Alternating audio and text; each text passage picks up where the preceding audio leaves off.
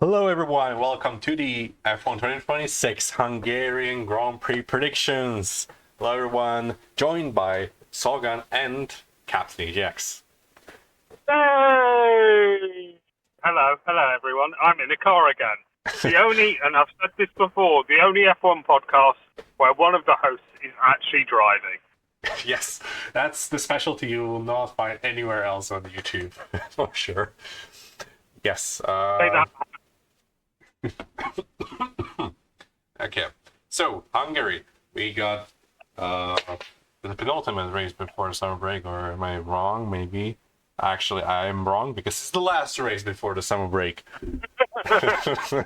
Because, yeah, we gotta get the summer break, the OG break, the third one this year, and yeah, this is the last race before that. So there are gonna be a lot of upgrades after summer break, probably. So we're gonna see this as being the last race, kind of this pecking order.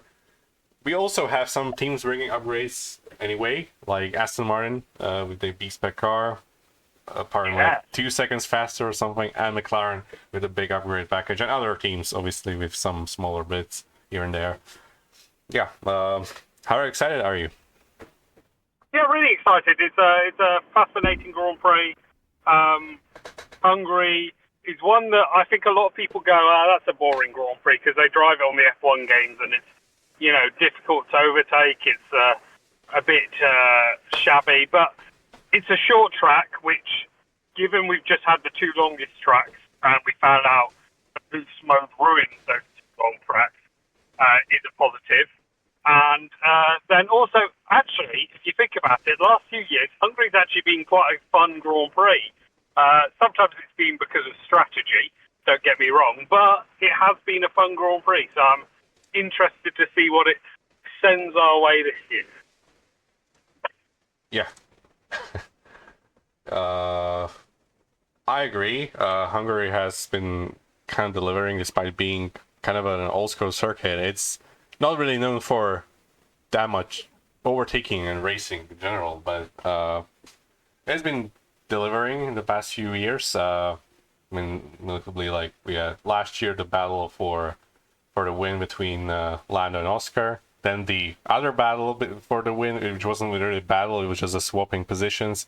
2024 Hungarian Grand Prix, you'll live in my memory as one of my worst memories. I was ranting about that McLaren thing so for so long after that. And obviously 2023, I don't think much happened there. It was a pretty dominant Max win. 2022, we obviously had Max spinning out like twice almost, and still winning from P10 on the grid. And 2021, obviously, the infamous Lewis Hamilton alone on the grid and Esteban Ocon victory.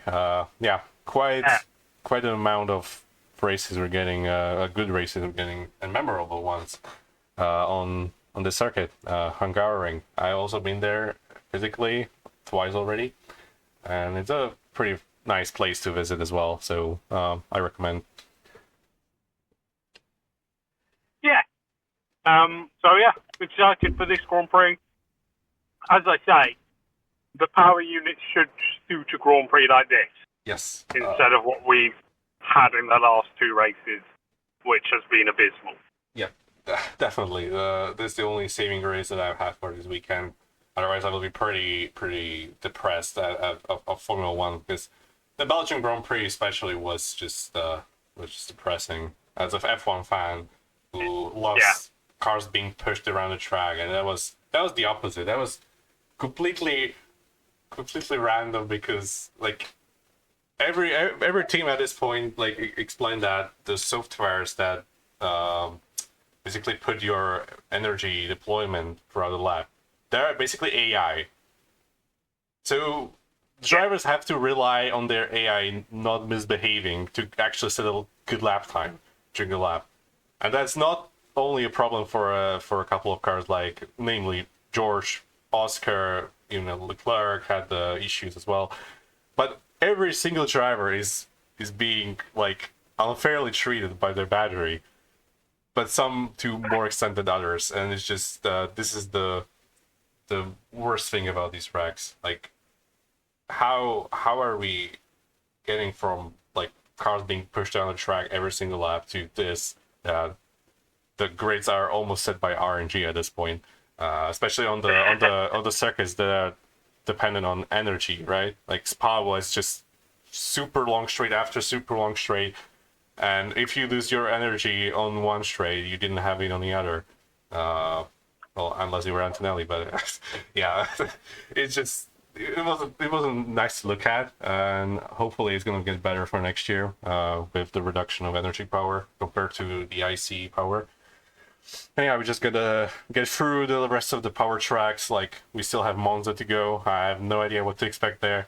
Baku, I mean the back straight, they're probably gonna look like F2 cars on the back straight. Like they're pushing 350 kilometers per hour, like 300 miles per hour, down the back straight in Baku. Now they're gonna do like maybe 2/3 of that because their batteries are gonna run out like halfway through the lap. It's yeah, very concerning, but I still think we could have. What? Sorry. I personally can't wait for Monza because that's going to be the camel that breaks the six back. Yeah, it's gonna be pretty random. I have no idea what to expect honestly at this point. I mean, the teams are trying to manage it. Like Mercedes has brought some software updates. I don't know whether to call it upgrades or not because it's just so bizarre for everyone to have a software for battery as a like classified as an update in the official documents, right? This is truly a weird part of Formula One. Yeah, for sure. But as I say, for this Grand Prix at least, it should be okay. Yes. This is like one of the lowest energy dependent tracks on the entire calendar. It's also called the Monaco without walls, as you probably heard by this point like 20 times already. Sorry, this is the 31st time, but yeah, it should be nice. I think still the battery's gonna run out like towards the end, but it's only a very short run to the finish line after the last turn. So hopefully we're not gonna have so much randomness deciding the grid and general racing as well. Because those deployments issues are also present in the races. Like we saw at the start of the Belgium Grand Prix, like the Mercedes power units are especially completely random in this regard. We obviously saw George being started 308 kilometers per hour, and Antonelli like 318 kph. The McLarens like went up to 340 for some reason. Just completely random. I really hope it's gonna be better around here. It should be. Yeah, exactly. So exciting to see. Okay, we can get to the predictions. I have yours in front of me as well. I'm gonna type them in. As I will mention them, you can have your little bit of time to actually like explain them, right? Yes, of course. Good. Okay. So your top 5 for qualifying is Lando P5. Yep. I think yes. Sorry. he had a strong weekend last weekend. He's got a new power unit. He'll be strong here again. It's a track he likes. That's true. Yes. Max Verstappen P4. It's Max Verstappen. That's pretty much. He's phenomenal. It'd be exciting to see him alongside Lando as well. Hopefully. Yeah. Okay. Lewis Hamilton P3. Yeah. Again, another track he also likes. Even when he was at his slowest, he still qualified at pole here. So another one where I think it'll be good to see him, especially in his rejuvenated era. Yes. This is definitely a Lewis Hamilton track, and he's like his track driver combination. Like he has so much stats around here. And it's only beaten by Lewis Hamilton in the UK, in Silverstone, right? This is such a Lewis Hamilton track. But we already saw Leclerc beat Lewis in Silverstone, so we could see it happening here again. But I wouldn't be surprised to see Lewis at the top this week. Yeah. P2, Yeah, me too. P2, Kimi Antonelli. Yeah. I just think this is just going out there. Sometimes there could be a chink in his armour. Well, it's obvious who's P1 now, isn't it? Yep. So obvious.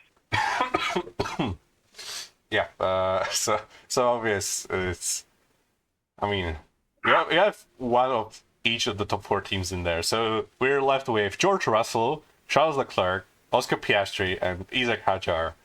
I wonder who's into first. Clearly the quick car, right? It's clearly the quickest car is up at the top. Yep. That's right, Charles Leclerc. Yeah, Ferrari, the fastest car that we all remember, right? I'll be honest, you know when he qualified in second in Austria and then he fell back very quickly. Yeah. He finished like 7th. Then he qualified second in Silverstone, and all his fans were going, "Oh, he's back, he's back, he's back." And I was like, "No, he's not. This is exactly what happened last week." And since then, he's proved me wrong. So I'm going to put my neck on the line. And whilst he hasn't got a pole thus far this season, I don't think, unless I'm forgetting something, I'm going to put him to qualify first. I think he can step up that level a tiny bit on a track that I think will more overly suit the Ferrari.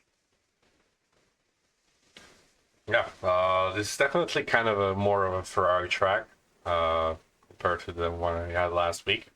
Still, Ferrari was in the contention for the victory in Spa, and this track should suit them more. So this is definitely a very possible outcome. So, P5. As in Mercedes. Yeah, exactly. Yeah. P5. Sorry. Is this for you or for me? Yeah, this is my P5. I put yours first. Okay. It's okay. I thought so. I was. Yeah, it's okay. You just watch the speed limit, right? Okay. P5, I've put Leclerc. So, the opposite of yours, in a sense. And I feel like this will be a very close qualifying. Historically, we've been getting extremely close qualifyings around Hungary. Like the last 4 pole positions, I think were decided by less than half a tenth of a second, which is ridiculous. Like 4 years in a row. That was obviously the ground effect era, but I still think that all the top 4 teams have a genuine chance for pole position around here. So it should be very close. And Leclerc being like 1.5 tenths behind pole position could be very well P5. So this is kind of what I'm expecting to happen. Fair enough. Okay. Can't argue that. Yep. P4. I have Lando Norris. Yeah. I think he's doing very well this year, driving very well. Arguably one of the drivers of the season so far. Very, very, very unlucky so far as well. Like comparable to George Russell, if you could say that. And yeah, I feel like he's in a very good form right now, the stronger driver in McLaren, and I feel like this is one of his better tracks, so you see Lando Norris top 4. Especially with the upgrades McLaren are putting in, but you never know what the upgrades are going to do this year, right? Yeah. Okay, P3. I got Lewis Hamilton, so the same as you. Okay. Yes, I feel like Lewis at P3 is kind of a safe bet here. P2, Max Verstappen.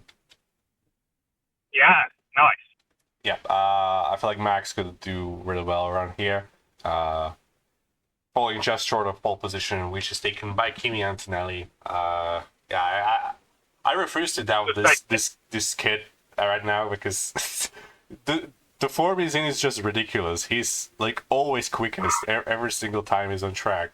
He has got a good car and good battery, but he's still driving phenomenally, and it would be stupid to basically bet against him right now.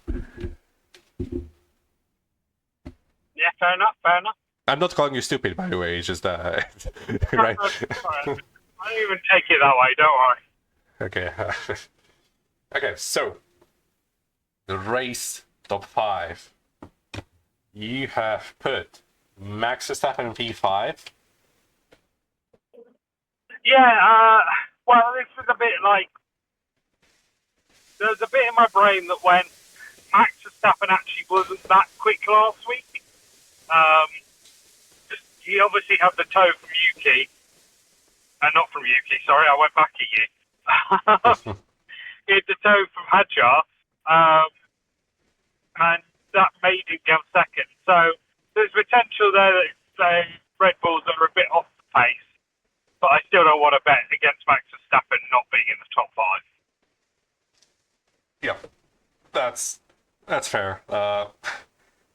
It's very difficult to count on Max Verstappen in his current form. I mean, he doesn't even have like the second fastest car currently. He's just putting in like top 3s randomly here and there.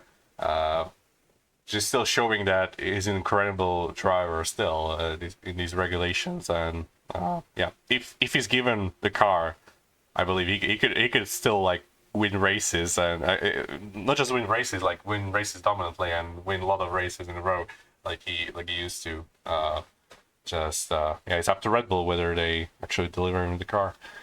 Before, your pick is Lando Norris. Yep, exactly. That's how I feel. Yeah, Lando Norris. Okay, P3. Sorry. I was going to say I swapped him and Verstappen around. Again, just the same thinking.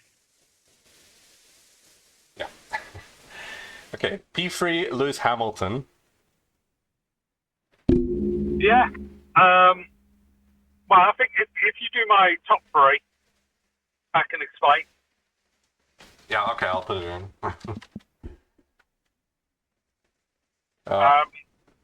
Basically, I don't think there's going to be a lot of overtakes. Part of my reasoning being, I think the battery, there's just no long straight on this track. So the battery's going to be used at one place and one place alone. And that means that everyone's going to be about the same. Yeah, fair enough. You could also see some battery usage at the end of the lap, like in the beginning of the sector 3. There's like a little straight in there. I could see overtake there, because we already saw the ridiculous overtake, like in Austria, like in the penultimate turn. Antonio and Leclerc, that was kind of ridiculous. That place had never had an overtake. No, you make a good point, and there's potential there. I'm sticking my neck out on the line with the no overtake take. Yeah. So my top 5 is following: Lando Norris P5, so falling down a singular place. Then I have George Russell P4. P3, I have Hamilton. And then P2 Leclerc, and P1 Antonelli. This is kind of a relatively boring one. But I just kind of feel like this is gonna happen. I don't have that much faith in the McLaren upgrades, and I mean Red Bull historically doesn't have good starts, and this is a very long round down to turn 1. I think if Max gets a bad start, he could fall to like P13, and then he has to climb his way through. But there's so many quick cars in the top 5 that I don't think he's gonna make it. So this is my explanation. Yeah. So my top 5 is Antonelli, Leclerc, Hamilton, Russell, Norris. Okay, cool. Good. Okay. So your extra categories. Driver of the weekend, you have put Fernando Alonso. Wow. I have. My thinking is the weakest part, as much as they were overweight, don't get me wrong, they're saying there's only 2 seconds they're going to save. And that's not enough because they're 2 seconds behind everyone else already. But my thinking is, first of all, it's Alonso. He's fantastic. Second of all, they are bringing a huge new upgrade that is just like a new car, and I'm sure they are. And I think it might even be quicker than 2 seconds. And thirdly, their weakest part of their car, as much as they're overweight, is actually their engine. And this is a Grand Prix where the engine doesn't matter much as the aerodynamics. So those are my thinking on why Alonso could finish quite high this weekend. That's a good point. Definitely, kind of a free card there because they're getting upgrades, and so if they're not being like 21st, 22nd, it's probably already the character of the weekend, I guess. Well, as long as they're finishing the race. Well, can I put it out there? I'll only accept points if they're like 14th and above. I mean, didn't necessarily have to be 14th because that's quite a height up when you think about it. We have 22 cars on the grid. But if they're in the fight with like the rest of the cars, like Cadillacs, Hasses, and Alpines, right? Like if they're in that fight, just partially, that I would love it because they've been like so off everyone. Yeah. Is this big of a jump would be already deserving of the awards. So we have Aston Martin and Garage of the weekend, kind of spoiled it already. I think all the same reasoning, right? Yeah, that's that. Okay. Blunder of the weekend, George Russell. Okay. You may have noticed George wasn't in my top 5 predictions either time. Yes. I'm going out there. I'm saying it's going to happen. He's going to have a bad weekend. And perhaps, because I've said this, he'll have a good weekend. Except I don't actually believe in any of that rubbish. He needs to get his head in the game. This summer break is very important. We saw it from Norris last year, where the summer break happens, he gets his head in the game, and then he goes on and wins the title in whatever circumstances you want to put out there. But Russell needs to do that. This is potentially halfway through, considering the current state of global affairs. So, whilst he might seem out of the fight, it might be 50 points. He's absolutely not. But he needs to now go on and push and win. Because anything else, and Antonelli just looks better. He looks mentally stronger. Yeah, that's my opinion. And blunder of the weekend. Okay. So, prior of the weekend, you have put Racing Bulls. Yeah, this is more so they've just been doing well, and I couldn't really think of another option. So I was like, you know what, if they end up like 12th and 13th, that is a blunder for them. They were a bit at war with each other last weekend. They could potentially crash into each other.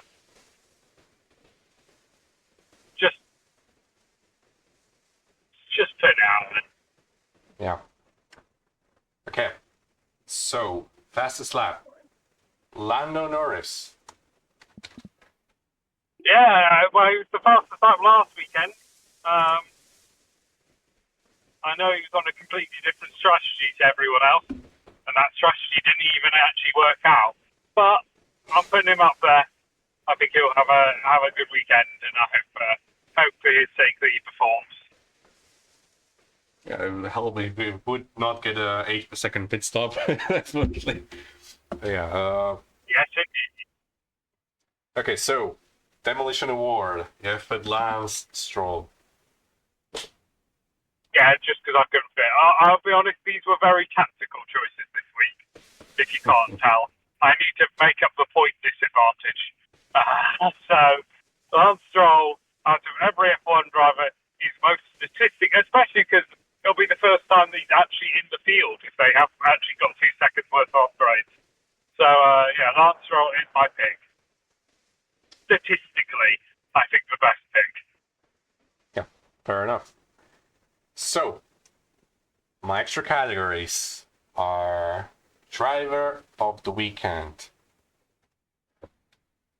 I have put Gabriel Bortoleto. No, again. Yeah.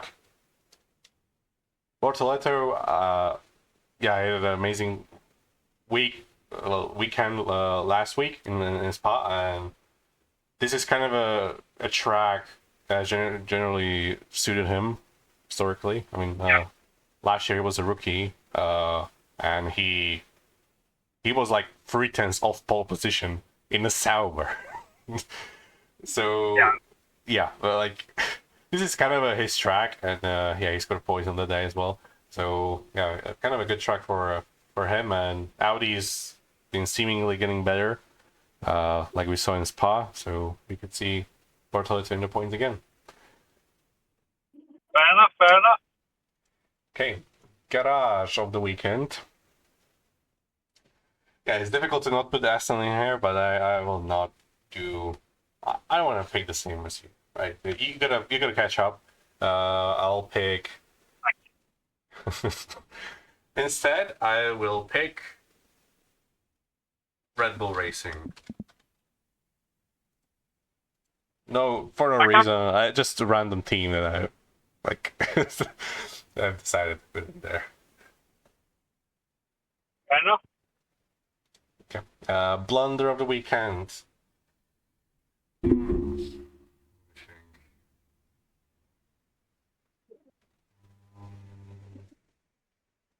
Okay, I will go for Ollie Behrman. Oh, okay. Ollie has been, frankly, destroying his teammate this year. And this is like the one track that I think Ocon does really well at usually. So if Ocon beats Ollie fairly convincingly, I think this should take it. Yeah, fair enough. Okay, Ferrari of the weekend.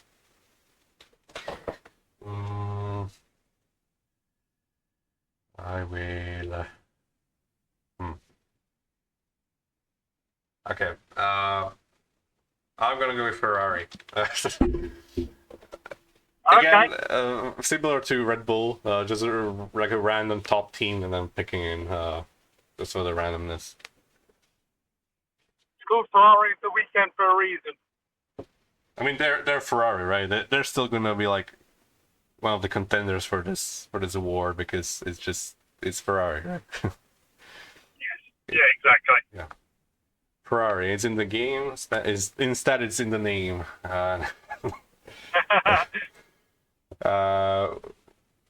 Quick change to fastest lap, which I have put Kimi Antonelli. It's the safest pick out there. Yeah, that is fair. Yeah, it's yeah. I think I'll put Antonelli like for the rest of the season probably because it's just he seems to get the fastest lap often. Demolition Award. I'll go for Piastri, just because I don't want this to happen, and if it happens, I want a point from it. Very smart indeed. Yes. Yeah, similar to your blunder, probably. In a way. Yeah, fair enough. Yeah, fair enough. Okay, so there's a little weird formatting here. I'll refresh the page a sec. be fixed. Okay, good. The bold predictions now. I have closed my phone. Yeah. Just 1 sec. Do you remember yours? So you wanna come in? I remember mine. So starting off with my family's bold prediction, they predicted for it was for the exact order of the top three being George Russell, then Lewis Hamilton, then Kimi Antonelli. This comes from my dad, and I'm hoping to channel that on one hand, if I do badly, he might have done well when it comes to the Russell pick. Yes. It's quite a specific podium that I don't think you would necessarily not like. Well,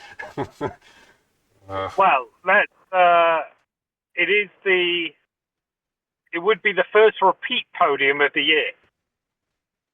Oh, wait, what was the last time this? This is a fact that I got off a far inferior podcast. But every podium this year has been different. Yeah, like when did we have this podium? I generally don't remember. We had, I believe we had this podium. I mean, they stopped three in this order.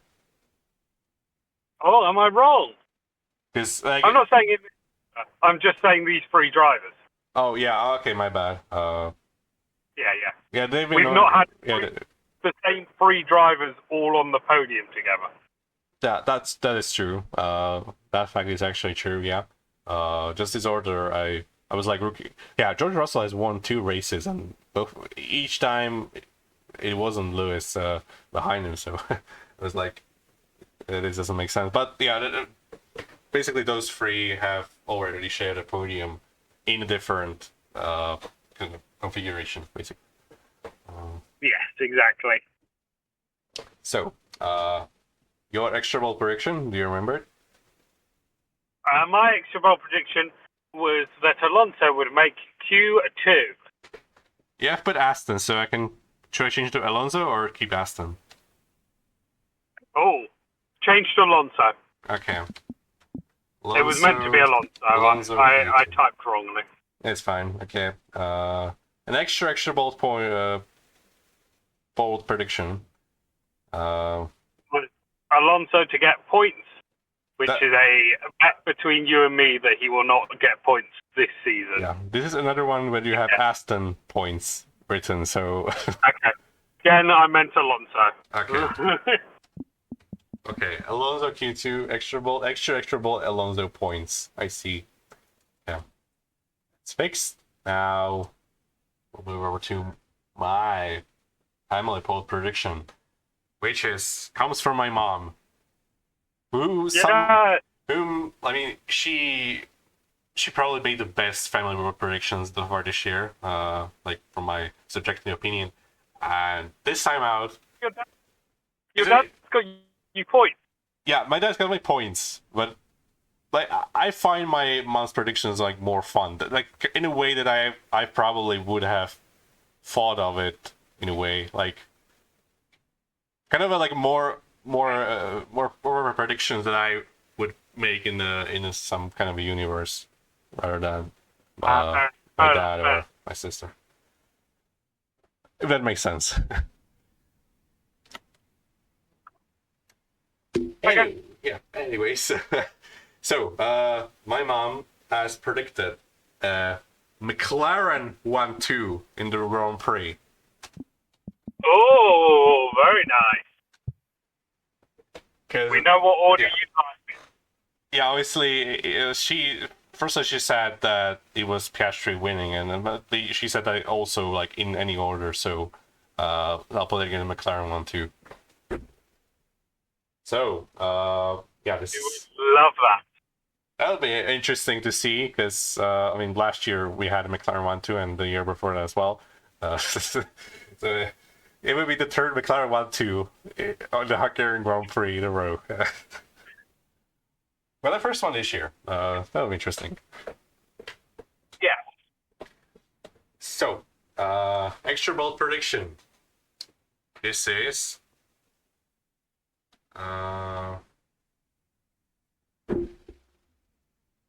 okay. Would you allow me to put the Hajar podium as an actual prediction? Yes. Okay, Hajar podium in the Grand Prix. So he's not been on the podium thus far this year. correct. Yeah, that's exactly what I'm thinking. Like, he would have to beat at least like 5 of the top 8 drivers, right? For it, that would be like like either Ferrari, either McLaren, either Mercedes, and his teammate as well, if he's if he happens to be there. So yeah, it would be very difficult for a Hajar to do under normal circumstances. So I think it counts for the extra bolt. Okay, extra bolt. Extra bolt. So I like to have these extra bolt predictions kind of in a way that I would predict something that I want to see happening. Yeah. And if it comes true, I'm getting 10 points, and I'm happy that it happened. Right? It's a double win. It's like vabbing. It's completely all in, everything in one predictions, and that's what I'm going for right now. And it's a specific podium as well, right?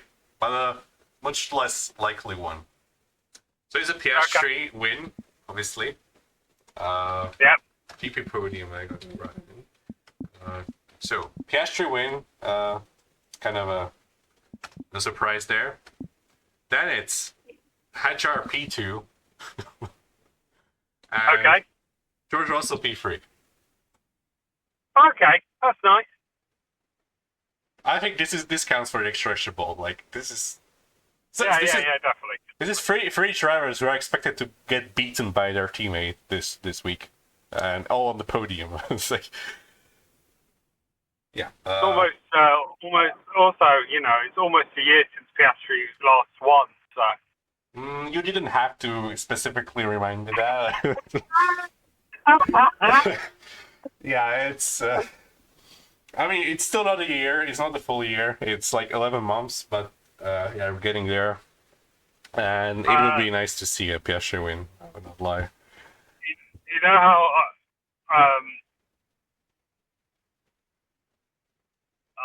I say this with the greatest of respect to everyone. Please do not send hate to any of us. My brother always points out that Piastri hasn't won since Charlie Kirk died. That's very random, I guess. I mean, a lot has happened since then. Like, you could attribute you could attribute it to so many things, right? Like, it was the 2 weekends between the Dutch Grand Prix and the next Grand Prix, and anyway. Anyway, that was the predictions for the Hungarian Grand Prix. Do you have any last thoughts? Yeah, let's hope. Let's be positive and hope that it's a good one. Yeah, that's some nice positivity to end the video. This is the last race before the summer break, as mentioned. The next race after that is in a month. It's gonna be a long time for the Dutch Grand Prix, but yeah, hopefully it is a banger. There's also some forecast for Sunday, possibly some rain. Woo! Yeah, and yeah, rain in Hungary always brings some interesting bits. Yeah. Like 2021, for example. That's right. That was very memorable. I was present at the circuit at the time. It was an unreal Grand Prix. Yeah. Like, I've been to 5 Grand Prix so far in my life. One has been won. The first one has been won by Max Verstappen. Indeed, good sir. The second one has been won by Esteban Ocon. The third one was again Max. And the next two, well, the next one was Lionel Norris, and the one after was George Russell. So all drivers have been different. So All your five different drivers. winners. Wait, no. Wait.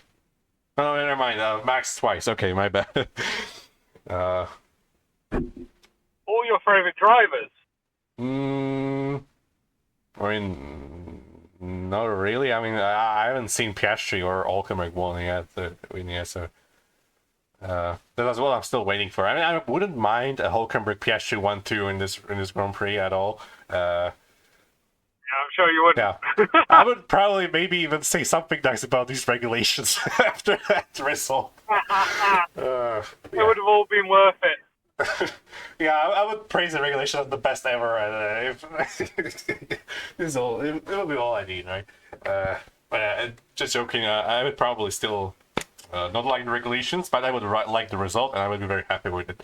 So yeah, here's to it happening. I'm gonna have my drink and do the outro in a minute.